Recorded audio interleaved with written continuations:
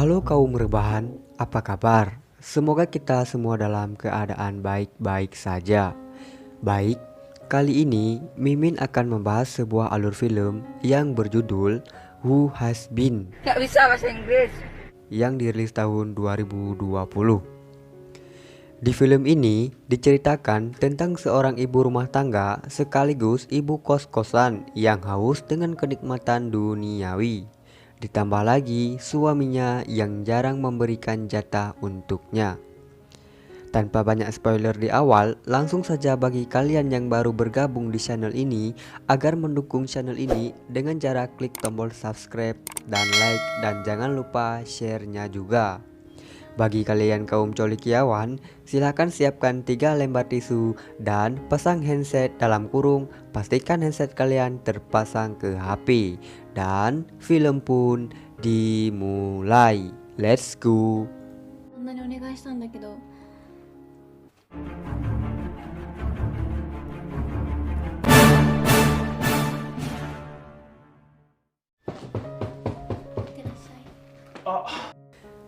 Film diawali dengan memperlihatkan sepasang suami istri yang sedang melakukan aktivitasnya masing-masing di pagi hari. Namun, terlihat sang suami sedang mempersiapkan peralatannya untuk bermain baseball di luar bersama kawan-kawannya. Di balik keceriaan sang suami, terlihat seorang istri yang wajahnya sangat murung. Istrinya murung karena suaminya sibuk dengan kegiatannya saja, tanpa memikirkan dan meluangkan waktunya sedikit pun untuknya. Sini dek, Mimin temenin, asik. Setelah suaminya pergi, sang istri kemudian masuk lagi ke kamarnya. Wanita tersebut bernama Miki. Miki pun merasa gerah dan meminum air. Dia pun langsung tidur. Seperti biasanya, dia hanya menghabiskan waktunya hanya seorang diri di rumah. Yang mau join temenin Tante Miki, DM Mimin ya, entar Mimin kasih alamat rumahnya. Shh. Keesokan harinya, terlihat Miki yang sedang melamun di ruang tamu dan sedang mengecek uang kos-kosannya. Oh iya, Tante Miki ini selain ibu rumah tangga, dia juga ibu kos-kosan loh. Jangan bilang ibu dari anak-anak Mimin. Najis beda anjing. Walaupun sibuk mengurus kos-kosan, dia juga rajin mengerjakan tugas ibu rumah tangga seperti mengepel, menyapu, dan juga menyusui. Miki pun kelelahan dan beristirahat di atas sofa. Dan kalian tahu apa yang terjadi? Akhirnya Miki pun ketiduran. Namun di saat dia sedang tidur, dia pun bermimpi kalau ada laki-laki yang sedang menjelajahi kebun pertaniannya. Hanya mimpi ya cuy.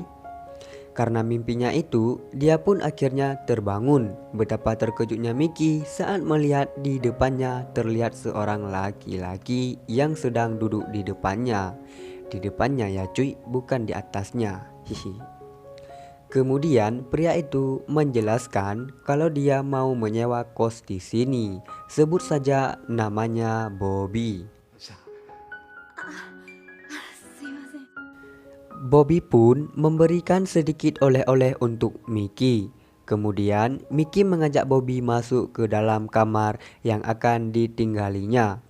Di sini Miki menjelaskan semua tentang peraturan dan isi dari kos-kosannya itu.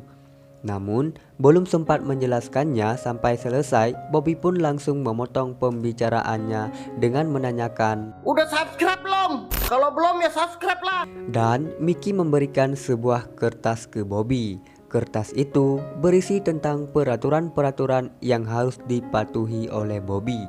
Kemudian Miki pun keluar. Saat sampai di pintu, Miki pun kegirangan. Dia kegirangan karena kalau Bobby sangatlah mirip dengan pria yang ada di mimpinya itu.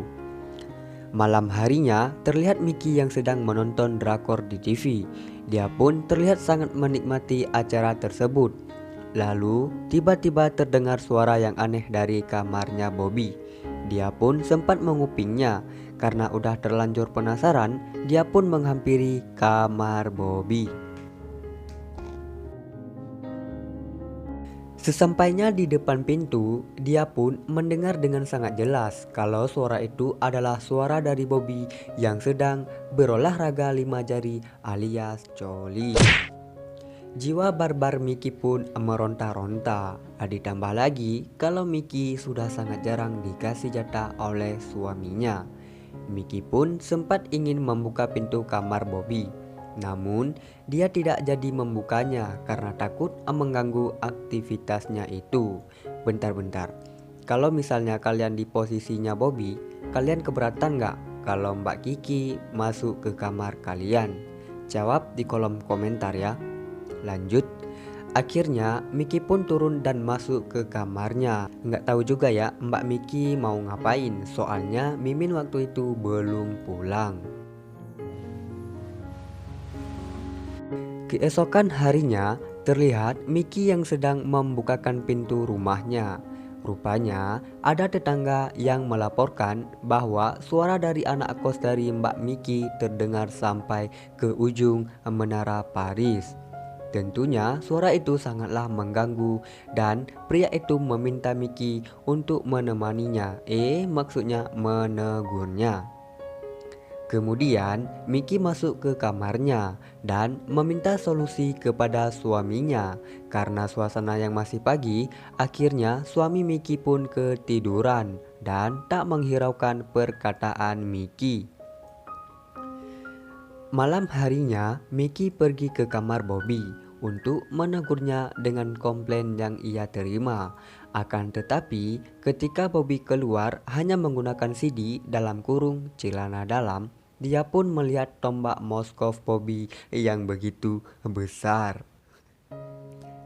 Mickey pun tak jadi menegurnya. Tahu kan apa yang terjadi? Tahulah, masa enggak? Mickey pun berubah pikiran dan ia meminta izin untuk masuk ke kamar Bobby. Saat sudah di dalam kamar, Mickey meminta Bobby untuk menuruti kemauannya. Mimin juga mau mbak. Mickey ingin agar Bobby menjelajahi lahan pertaniannya. Tanpa keberatan, Bobby pun menuruti permintaan Mbak Mickey yang aduhai itu. Dan Mickey pun bersiap dalam posisi siap tempur. Keesokan harinya terlihat Mickey yang sedang menyapu bersih hasil penelitiannya semalam. Lalu satu persatu penduduk kosnya keluar dari kamarnya. Dan tiap ada yang keluar, mereka memuji Mbak Mickey yang cantik itu.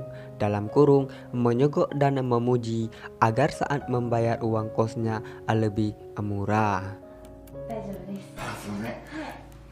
Kemudian keluarlah sang aktor yaitu Bobby.